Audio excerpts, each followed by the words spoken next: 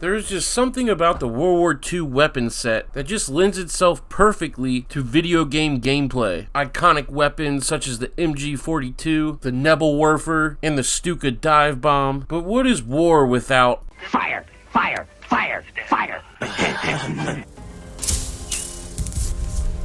Last week, the Black Matter devs gave us awesome news that flamethrowers were soon coming to the game in the next update. And finally today, we're getting our first look at the iconic weapon, along with Molotov cocktails, Willy Jeeps and Kuba wagons, and a new loadout preset system. Pour yourselves a big glass of ice cold water, because this one's gonna get spicy.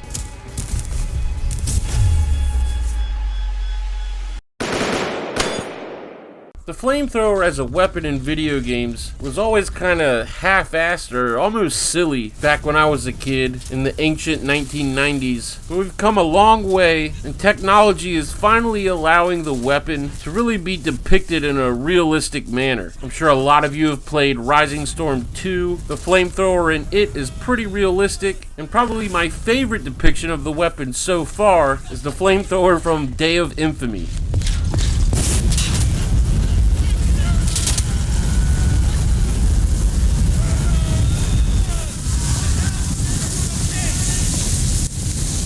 Yeah, it's pretty awesome. It is the perfect CQB weapon, as you can remain completely out of the enemy's line of sight by bouncing flames off the wall. As long as you're point man, you just pre-fire every room you enter. When it comes to urban fighting and interiors, there is no better weapon. And now, this awesome weapon is coming to hell let loose. Since they announced it last week, I've been wondering how exactly they were going to implement it into the game, and finally today we get our first look. As many of you know, the real-life American flamethrower was similar to a super soaker. It threw almost liquid flames, and it threw them far. I'm a huge fan of the Pacific Theater, so I'm really hoping this is a precursor to the Japanese faction being added.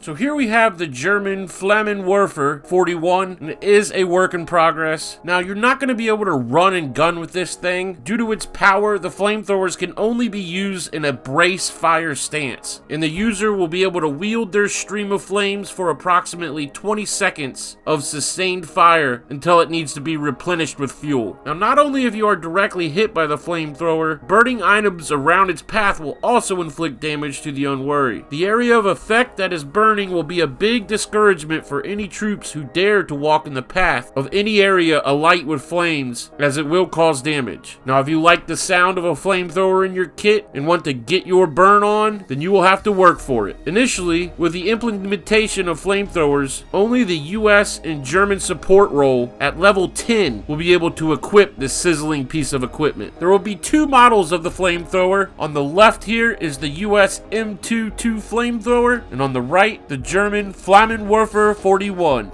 Close quarters combat will become even more brutal, as this US soldier using an M22 flamethrower demonstrates. This Axis soldier is ensuring the building is clear with the Flamethrowers 41. Here you can see trench warfare will take on a whole new meaning with flamethrowers deployed at the front.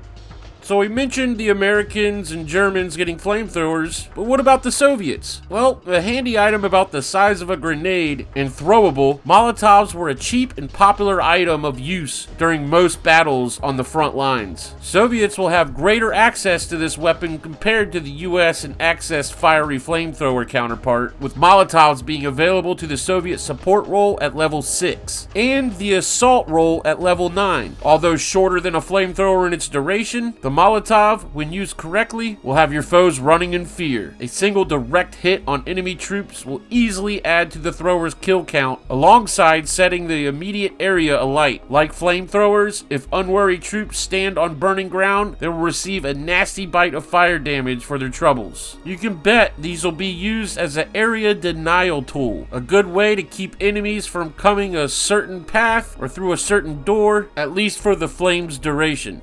Here you see a picture of a charred Axis soldier pondering his next move. That's right, the Black Matter devs have implemented new uniform texturing to reflect characters that have been hit by these weapons.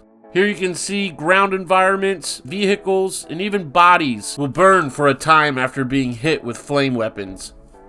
Now, I kickstarted this proclaimed simulation of war years ago, and if you were a Kickstarter too, you probably remember Jeeps being one of the first vehicles Black Matter had shown off. So with much anticipation, these nimble little vehicles are finally being implemented. Now, this simple little vehicle is going to change the meta drastically. Getting steamrolled, jump in your Willy Jeep and haul ass back to the point. Hit the enemy with the flank and save about 5 to 10 minutes doing it. The American Supreme Commander Dwight D. Eisenhower was actually quoted saying Jeeps, bulldozers, transport, planes, and trucks are what won the war. Logistics, baby. So each faction will have its own Jeep option. The US with the Willys, the Axis with the Kubelwagen, and the Soviets with the Gaz-67. Being small and nimble will be the biggest asset for Jeeps, but not only as a mode of transport, the Jeeps will also offer a limited ammunition resupply for troops on the ground. This is done by the driver of the Jeep when parked and selecting to deploy ammo, in a similar way that a truck drops supplies. These vehicles can drop 2 ammo boxes before requiring a RTB or return to base to resupply. The ammo box of course functions similar to the ammo crates dropped by the commander, although they come in smaller quantities, allowing for only 6 resupplies. But being able to quickly drop their supply and then keep it moving is going to be a big game changer for troops on the front line. Now, last but not least, the Black Matter devs thought with the addition of a new snow map, it would be a great time to allow players the ability to set cosmetic presets. So for all of you crying about green camo on Foy, those days will soon come to pass. Now when accessing the loadout screen, players will be greeted with a preset number 1 and a preset number 2 option below the appearance tab. Switching between presets will remember your last configured cosmetics for that preset, allowing players, for example, to create a preset wearing snow camouflage that they can easily switch to when moving from a lush green environment to a snowy one. That's right, boys, you'll be able to change uniform in-game. Now, for those of you that would like to jump into Update 13 early, Black Matter will be opening the PTE branch later next week. Jump in and try out the new features, but most importantly, provide valuable feedback and bug reports, or just simply be there to add to the numbers as to test server loads and other items. If you've yet to try the PTE branch and are interested, head over to the Hell Let Loose official Discord, where you can find information on how to join and get notifications on when a testing period is live. Alright, boys, that's it. So just a quick summary of what's to come with Update 13. We're getting that new snow map in northern Ukraine. Soviets versus the Germans at Kharkov. We're getting winter-based uniforms for all factions. Flamethrowers, Molotovs, fast movers, or Willys Jeep, Kubelwagen, and the Gaz-67. The Soviets are getting the T-70 light tank, appearance loadout option, and presets for uniforms, various quality of life items, and a host of other gameplay improvements and fixes. I'm Boogie5 signing off. Before you go, make sure to get in on the giveaway. We're giving away copies of Easy Red 2. We also have Steam keys of its brand new DLC Stalingrad. We still have copies of Mud and Blood, Fire and Steel, and stay tuned because very soon I'll be reviewing a new game in beta and there will be 1 Steam key up for grabs for it. To enter the giveaway, it's super simple. Just like this video or at least 1 video per week, drop a comment, be subscribed, be in our Discord channel, it's linked below, and simply drop a comment. But within your comment, leave your Discord name and number because that's going to work as your ticket stub. The last video of every week, I will announce a new winner.